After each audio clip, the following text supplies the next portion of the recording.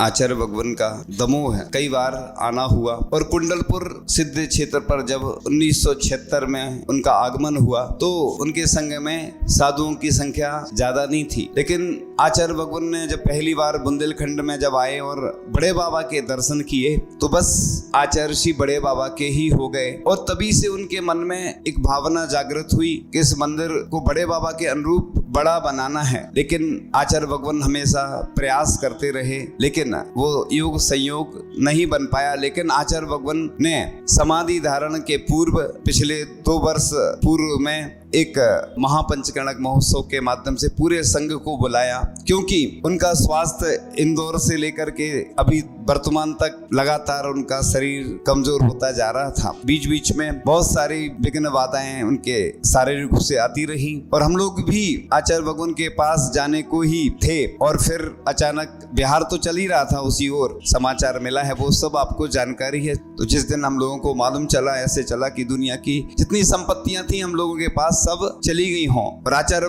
भगवान की पूर्ति तो कोई कर ही नहीं सकता है और हम लोग सब दुखी हुए। और आज भी सब कुछ ऐसे लगता है कोई काम करते हैं ना तो बस वही पुरानी स्मृतियां आचार्य भगवान की आ जाती हैं। और आचार्य भगवान किसी के माध्यम से सुना था कि आचार्य भगवान की एक भावना थी कि अगर लोकांतिक देव का निदान होता तो वह भी मैं कर लेता। आज भी रत्नात्रय धारण करके लोकांतिक देव का पद धारण करके यानी वहां पहुंच करके आज भी हम मुक्त हो सकते हैं। मूलाचार में आचार्य भट्टिकर स्वामी कहते हैं कि आज भी किसी साधु की भिक्षा शुद्धि है, हृदय शुद्धि आदि आदि, इसके बारे में शॉर्ट में संक्षेप में यही कहा गया है कि ऐसे साधु को भगवान कहा है। तो हमारे आचार्य भगवान इतने पवित्र हृदय के थे, उन्होंने जन जन का कल्याण किया। आप लोगों ने करीब से उनको देखा है, उनकी चर्या के बारे में जानते हैं। लेकिन आचार्य भगवान ने हमें सब कुछ प्रदान किया, बस अपने लिए कभी कुछ नहीं किया। आचार्य भगवान जब भी सोचते थे बस सबके बारे में ही चिंतन करते थे, जब भी उपदेश देते थे तो सभी के लिए